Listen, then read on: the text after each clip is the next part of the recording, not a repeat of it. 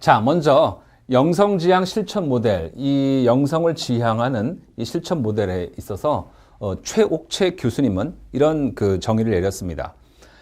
사회복지 실천에서 영성이라고 하는 것은 인간의 완전성을 근간으로 해서 발전과 변화에 에너지를 제공하는 본질로 받아들여지고 있다라고 얘기를 했습니다. 즉, 여기서 핵심은 뭔가요? 사회복지 실천에서 바라보는 그 영성이라고 하는 것은 인간의 완전성이라고 하는 것을 갖다 전제로 하고 있다라고 하는 거예요. 인간은 완전하다라고 하는 것을 전제로 하고 있다라고 하는 거죠. 그래서 이것을 기초로 해서 어떻게 인간이 발전할 수 있으며 또 이것을 기초로 해서 어떻게 인간이 변화되어지는가라고 하는 것에 에너지, 힘이라고 볼 수가 있겠습니다. 이 힘을 제공하는 본질이 바로 무엇이냐? 영성이다. 이렇게 그 최옥채 교수님은 해석을 했습니다. 그러니까 우리가 생각하고 있는 어떤 종교적인 어떤 영성의 관점보다 조금 다른 어떤 측면들을 가지고 접근하고 있는 거죠. 그래서 사회복지 실천에서 말하는 영성이라고 하는 것을 가지고 기초를 하고 있는 것이죠.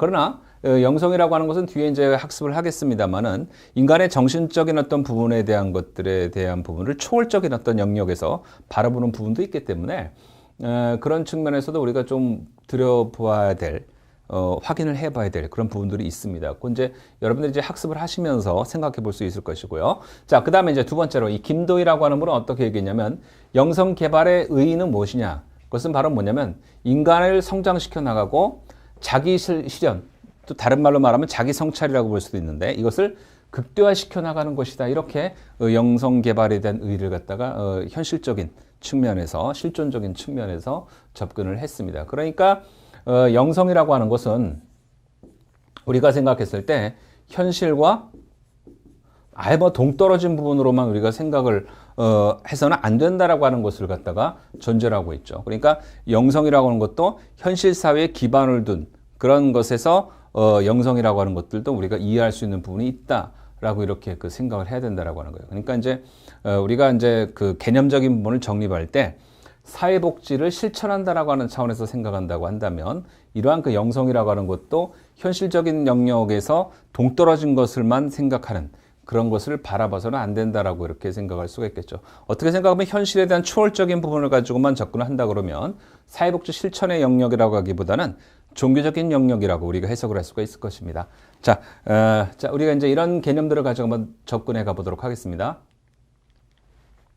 영성 지향 실천 모델에서 실천적 지향점을 찾고 있는 것은 무엇인가라고 하는 걸 먼저 살펴보도록 하겠습니다. 자, 그랬을 때 클라이언트의 전인적 변화라고 하는 것에 주안점을 두고 있습니다.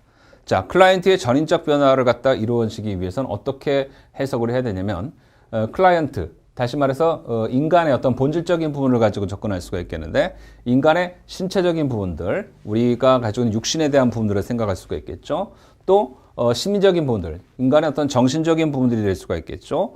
또 이것에 더 나아가서 영성이라고 하는 정신적인 부분을 갖다가 지배할 수 있는 영성이라고 하는 것에 기초해서 사회를 통합적으로 조망시켜 봄으로써 개인의 전인적인 변화를 갖다가 유도해 나가는 것이 바로 실천적 지향점을 바라보고는 있는 영성지향 실천 모델의 첫 번째 전인적 변화라고 하는 것을 가지고 접근해 나갈 수가 있겠습니다. 그러니까 신체, 심리, 영성 또 여기 하나 더 플러스해서 사회를 갖다 통합적인 관점에서 본다라고 하는 거예요. 사회를 통합적인 관점에서 본다라고 하니까 이것이 바로 현실과 조화를 이루어져야 된다라고 하는 실존적 해석이 가능하다라고 하는 거예요. 그래서 이런 것들을 조망함으로써 개인의 전인적 변화를 갖다가 유도해 나가는 것, 이것이 바로 영성지향 실천 모델의 실천적 지향점을 추구하고 있는 첫 번째에 해당되는 전인적 변화에 대한 내용이 되겠습니다. 자, 두 번째가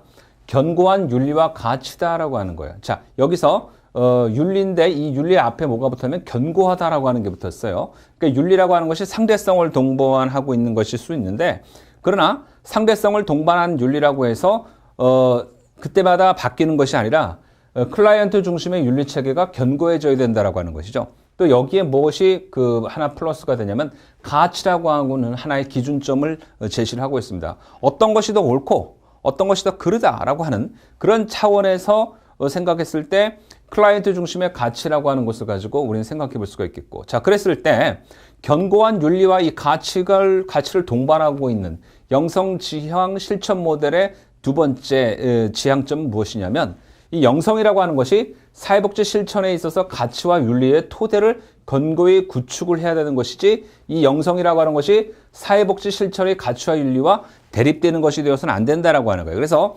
사회복지 실천의 지향점, 관점을 종교적 차원에서 봤을 때 이 영성이라고 하는 것이 조금 더 분명해질 수가 있겠습니다. 어떤 논리를 가지고 접근하냐라고 하는 거예요. 클라이언트의 당면한 문제, 현실적 문제를 갖다가 해결해 나가기 위해서 영성이라고 하는 것을 도입했다라고 하는 거예요. 자, 그랬을 때 사회복지 실천의 가치와 윤리의 토대에 갈등을 일으키는 것이 아니라 사회복지 실천의 가치와 윤리를 실존적 차원에서 현실적 차원에서 인정하고 이것과 견고하게 구축이 되어져서 이 클라이언트의 문제의 현실적인 문제에 해결할 수 있도록 다가서기 위한 중요한 역할을 해야 된다라고 하는 것이죠. 견고한 윤리와 가치 체계를 가지고 동반해야 된다라고 하는 것이죠. 그랬을 때 영성이라고 하는 것은 지극히 실존적인 그 차원에서 접근이 이루어질 수가 있겠다라고 하는 것입니다. 자, 사회복지 실천의 가치와 윤리의 토대가 되어져야 되기 때문에 영성이라고 하는 것이 현실 사회의 어떤 실존적인 어떤 해석을 거부하면은 문제가 될 수가 있겠다라고 하는 거죠. 자, 세 번째가 이제 종교성과 과학성의 상호 보완이라고 하는 층에서 이해할 수가 있습니다. 상호 보완.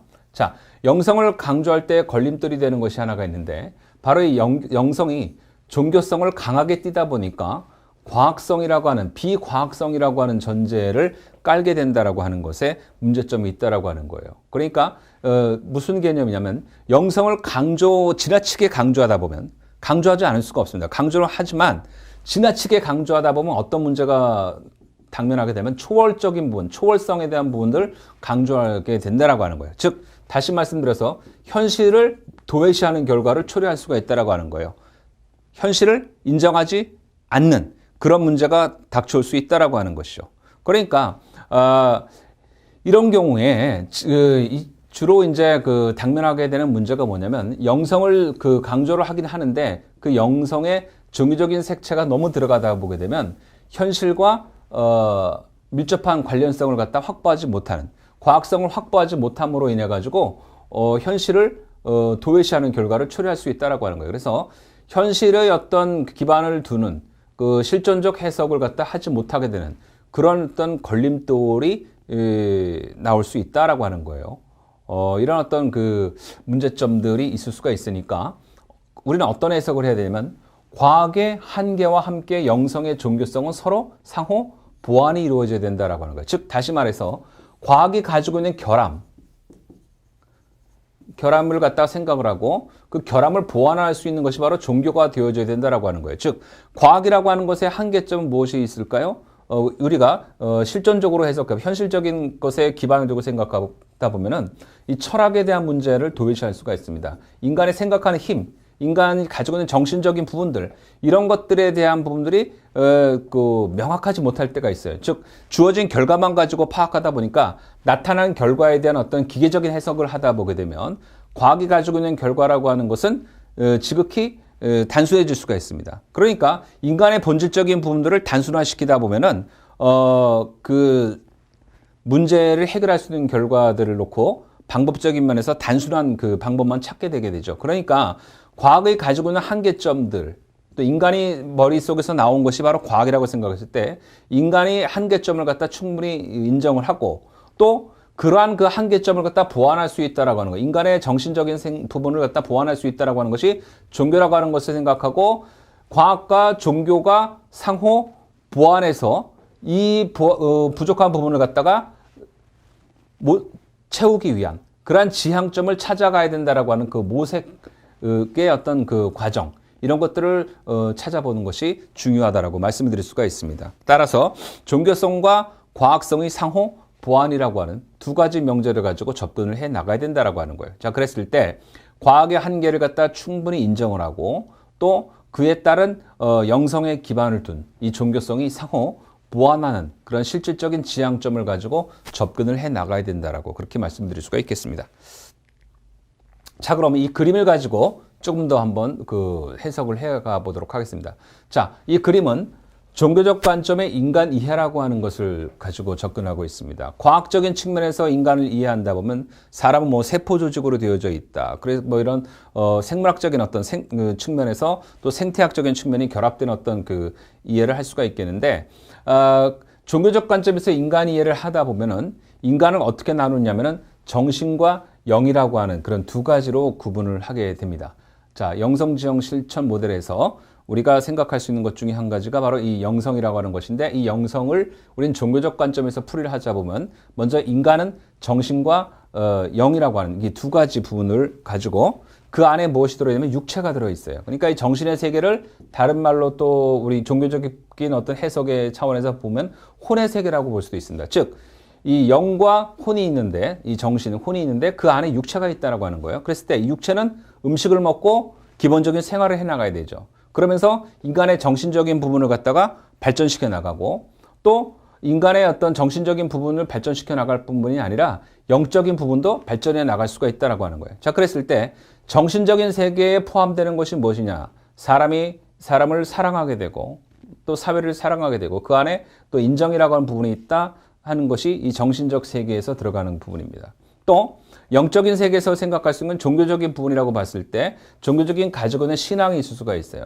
또 기독교적인 관점에서 보자고 하면 성례라고 하는 것이 있을 수가 있습니다. 뭐 세례를 갖다 준다라고 한다든지, 또 아니면은 뭐 기독교의 고유의식이라고 할 수 있는 성찬이라고 하는 것이 있는데, 이런 성례들, 이런 것들이 하나의 영적인 세계에서 거론되어 줄 수 있는 부분들이에요. 자, 그랬을 때 정신적인 부분과 영적인 부분이 결합된 그 육체는 보다 더 강력한 힘을 발휘할 수가 있다라고 하는 것이죠. 그것이 바로 종교적 관점에서 인간이입니다. 그런데 이 종교적인 관점에서 인간도 우리는 어떻게 우리가 해석을 사회복지 실천적인 체계하에서 생각해야 되냐면, 환경, 사회적인 환경 안에서 상호작용할 수밖에 없는 인간이다라고 하는 지극히 실존성을 가지고 접근해 나가야 된다라고 하는 거예요. 그랬을 때 사회복지 실천지향적 관점에서 보자고 한다면 이러한 그 인간은 어떠한 테두리 안에 있냐면, 첫째, 가족을 떠날 수가 없다라고 하는 거예요. 또 교육을 받을 수밖에 없다. 가족에서부터 시작한 교육 체계가 또 이루어지고 있죠. 또 이 교육을 받는 인간들이 사회에서 생활하다 보니까 자신의 능력과 관련된, 사회성과 관련된 능력과 관련해서 상품과 서비스 체계에 의한 그 생활을 할 수밖에 없게 되겠고, 또 그 안에 그 영성이라고 하는 것을 동반한 그 자신만의 종교적인 어떤 체계를 가지고 살아갈 수 있게 됩니다.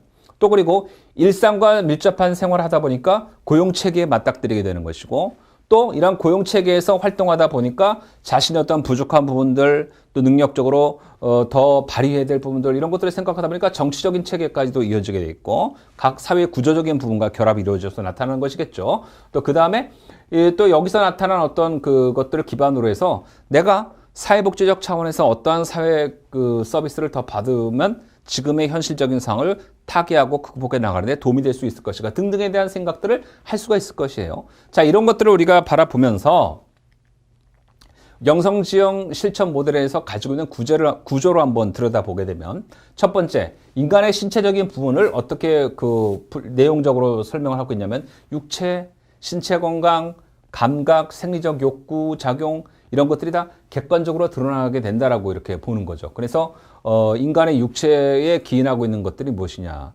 건강하다, 그렇지 않다라고 하는 것부터 시작해서 뭐 인간이 사회 현실 속에서 나타나고 있는 다양한 여러 가지 그 현실들을 보면서 감각적인 행태를 띠게 되겠죠. 그러면서 어떤 부분에선 더 예민하고 어떤 부분에선 덜 예민한 그런 어떤 그 행동 영역들을 보일 수가 있겠습니다. 또 그런 것에 따라서 인간이 가지고 있는 생적 욕구가 또 다양하게 나타나요. 어떤 사람은 또 배고픔에 대한 욕구를 갖다가 잘 그대로 직설적으로 표현하는가 하면 또 그렇지 않은 그런 경우도 있을 수가 있죠. 이런 것들이 객관적으로 나타나고 드러나는 것이 그 신체다라고 보는 것입니다. 두 번째가 심리적인 부분이 되겠는데, 정신적인 상태, 즉 마음, 인본주의, 이성, 상식, 지식, 이지적 형성, 이런 것들이 다 심리적 상태에 들어갈 수가 있겠고, 이러한 그 신체와 심리적 상태를 갖다 지배하는 것들이 될 수 있는 것이 바로 영성이라고 하는 거죠.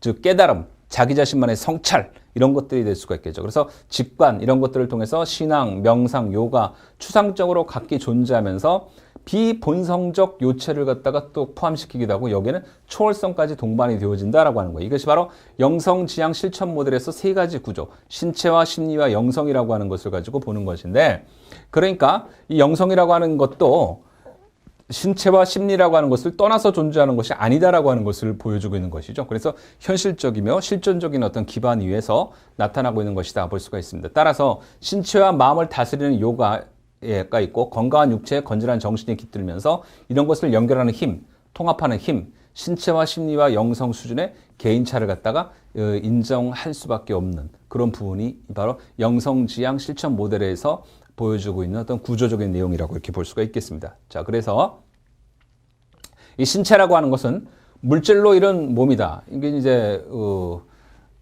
어떤 생물학적인 어떤 기준을 가지고 보는 거죠. 그래서 생적 욕구와 생적 욕구에 반응하는 그 작용에 기반하고 있는 것이 신체다라고 하는 거예요. 그래서 사람은 아프면은 반응하게 돼 있죠. 배고프면 반응하게 돼 있죠. 이런 것들이 이제 신체에 나타나고 있는 작용적인 특징이라고 볼 수가 있겠고, 또 심리는 이런 신체 작용에 따라서 그 사람의 심리적 상태가 더욱더 분명해질 수가 있습니다. 심리는 신체에 비하여 형이상학적이라서 약간의 주관적인 어떤 형성을 띠고 있습니다. 어떤 사람들은 배고픔에 대한 어떤 심리적 반응을 직설적으로 하는 반면에 또 어떤 사람은 그렇지 않은 그런 것들이 있죠. 이런 것들에 대한 통제가 어디에서 이루어지냐면 이성에 의해서 작용한다라고 하는 것이 되겠습니다. 이게 심리적인 부분이죠. 그다음에 영성이라고 하는 것인데 바로 이 영성은 바로 직관과 깨달음, 달리 말해서 이것을 자기성찰이라고 볼 수가 있는데 이런 것을 굉장히 중시하고 있어. 그러니까 현실에 대한 어떤 그 여러 가지 문제에 대한 것들을 영성을 통해서 자기성찰을 간다라고 하는 거예요. 뭐 불교에서 말하면 해탈의 경지에 이르렀다고 얘기하죠. 현실을 갖다가 뭐 많이 경험했지만 그 현실을 파악하고 자기를 그것을 극복할 수 있는 방향, 종교적 방향에서 깨달은 부분을 갖다 뭐 성찰 뭐 이렇게 얘기했을 때 그렇게 우리가 생각해 볼 수 있는데 여기에는 바로 종교적인 면이 부과된다라고 하는 것입니다. 그래서 영성이라고 하는 것은 그래서 기독교, 뭐 불교 각각의 어떤 종교에서 말하고 있는 그 영성에 대한 색깔은 다양하게 나타날 수가 있겠죠. 자, 그 다음에 이제 영성지향 실천 모델의 그 과정을 한번 들여다보도록 하겠습니다. 자, 문제 상황의 이해를 어떻게 하고 있는가 보겠습니다. 문제 상황의 이해를 클라이언트가 이성적으로 접근하여 풀어가는 것이 불가능함을 인식하는 것에서 출발하는 것이다라고 하는 거예요. 그러니까 이제 이 영성지향 실천 모델에서 우리가 생각할 수 있는 키포인트는 뭐냐면 앞서 말씀드린 어떤 그 실천 모델들이 현실적인 것에 기반을 두어서 지극히 현실적인 것에서만 생각하고자 했다라고 한다면 영성지향 실천 모델은 바로 문제의 상황을 클라이언트가 이성적으로 풀어가는 것이 불가능하다. 현실적인 해석으로만 가지고 풀어가는 것에 불가능한 부분들이 있다라고 하는 것을 전제로 한 것이 바로 영성지향 실천 모델의 강조점이라고 보실 수가 있겠습니다. 예를 들어서 장애인 자녀를 둔 부모가 이 장애를 갖다 치료하는 데 있어서 전력하는 장애를 갖다 치료하기 위해서 전력한다라고 하는 건 뭐예요? 실존 세계에서, 현실 세계에서 의료를 통한 어떤 실천 방법들을 찾아가는 거죠. 치료 방법을 찾아가는 거죠. 자, 그런데 이런 것에 전력한다는 것보다는 그 장애를 품고 가야 된다. 이 장애가 충분히 있을 수 있다라고 하는 것을 갖다 인정을 하고 이것을 가지고 사회의 건전한 자아로 형성시켜 나가는 것을 깨닫는 것.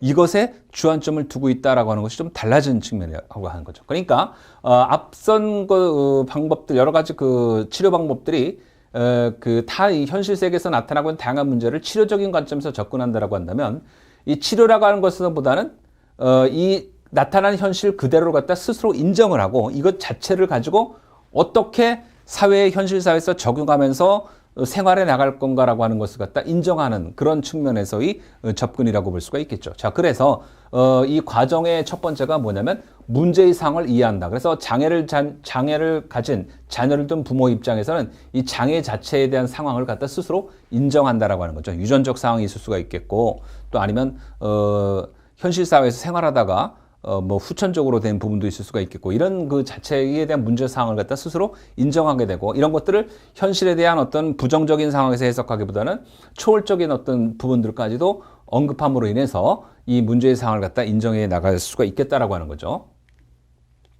자, 그렇게 하기 위해서는 어떻게 해야 될까요? 두 번째로 영성의 강화가 있어야 된다라고 하는 거예요. 자, 영성의 강화라고 하는 것은 개인이 스스로 세상의 이치나 원리에서 현재의 상황에 도달했다라고 하는 것, 그 상황 자체로 그대로 깨우쳐 나가는 것이에요. 그렇기 때문에 이 과정은 자기 자신에 대한 성찰을 통해서 가능하다. 그러니까 무엇보다도 내 자신이 어떻게 존재한다라고 하는 스스로에 대한 성찰을 통해서 가능하다라고 하는 거예요. 자기 자신이 존립하는 것에 대한 자기 스스로에 대한 자기 성찰을 통해서 가능하다라고 하는 거죠. 자신이 존재하는 이유를 스스로 깨닫는 겁니다. 자, 그래서 이러한 자기 성찰이 이루어짐으로 인해서 명상과 또 깊은 대화와 깊은 독서 이런 것들이 함께 동반되어져 가는 것이다. 이렇게 말씀드릴 수가 있습니다. 자, 그렇기 때문에 이러한 작업들을 통해서 이루어지는 것이 바로 뭐냐면 현실 세계에서 나타나고 있는 다양한 문제의 상황들을 그대로 수용하는 거예요. 자, 이 수용이라고 하는 것은 이성적으로 쉽게 받아들일 수 없는 것을 이성적인 방면에서 생각하는 것이 아니라 영적으로 이해한다라고 하는 거예요. 영적으로. 자, 종교적 관점을 동반한 영적으로 해석을 이해하다 보니까 영성이 강화되게 되면 문제의 상황을 그대로 그 자체를 수용하게 된다라고 하는 거예요. 앞서 말씀드린 그 장애라고 하는 것에 대한 것을 치료적인 관점에서 생각하면 어떻게 해석해야 될까요? 장애를 없애버려야 되겠죠. 그러나 장애에 대한 것을 없앤다고 하는 것이 쉽지 않기 때문에 사실상 그것 자체에 대한 문제의 상황을 수용하는 그런 관점에서 보자라고 하는 거죠. 장애라고 하는 것이 없어진다라고 해서 모든 장애가 다 해결된 것은 아니다. 라고 하는 그런 것에 기한점을 둔다라고 하는 거죠. 그러다 보니까 인간의 능력으로 고칠 수 없는 장애 자녀를 통해서 부모 자신이 또 어떻게 됩니까? 훈련이 되어지는 거예요. 그 장애라고 하는 것을 받아들이고 생득적이든 후천적이든 그것이 발생했다라고 한다면 부모 자신은 이 장애를 갖다 인정하고 훈련되어진다라고 하는 거죠. 그래서 그 부모가 장애인을 한층 더 깊이 이해하게 된다라고 하는 거예요. 자, 네 번째는 안정과 발전이라고 하는 관점입니다. 이 안정과 발전은 앞서 제기되었던 문제사항을 수용하고 그 이후에 마음의 평안과 이것을 바탕으로 새롭게 발전해 나갈 수가 있다는 것. 즉, 다시 말씀드려서 도약이라고 하는 측면에서 해석할 수가 있겠죠. 지금보다 더 발전적인 그 관점.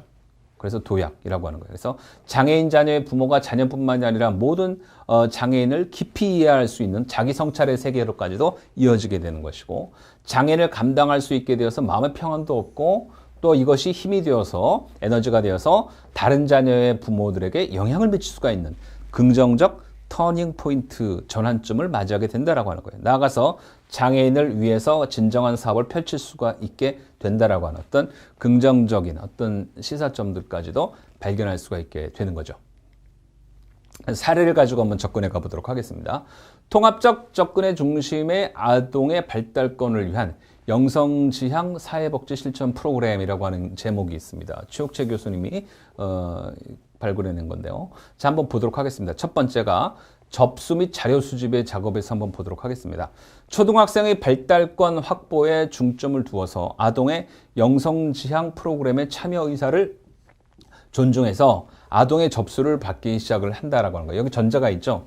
영성지향 프로그램에 참여할 것이냐 안 참여할 것이냐라고 하는 참여 의사, 클라이언트의 참여 의사를 갖다 먼저 물어보는 게 중요하다라고 하는 거죠. 자, 초등학생의 발달권 확보를 위해서 영성지향 프로그램을 실시한다라고 했을 때 이 프로그램에 참여할 것인가 말 것인가라고 하는 것을 아동 스스로가 결정할 수 있도록 하면서 접수를 받는다라고 하는 거죠. 그랬을 때 발달권에 대한 지표와 영성 척도를 갖다 활용하는 것이 중요하다라고 하는 거예요. 그러니까 신체적인 어떤 발달의 어떤 그 지표가 제시가 되어 있고 또 이와 관련된 영성 척도를 어떻게 활용할 것인가라고 하는 것이 결합이 되어서 아동의 발달권과 영성을 반영해서 현재의 아동의 상황을 파악해 나가는 것에 있다라고 하는 것이죠. 자, 그랬을 때 두 번째가 사정 및 계획의 단계로 들어가서 아동의 발달권과 관련된 문제와 그 요구사항을 낱낱이 다 제시를 하는 것이 중요하다라고 하는 거예요. 현재의 상황을 갖다 그대로 인식을 하고 현재 나타나고 있는 많은 문제를 갖다 제시하면서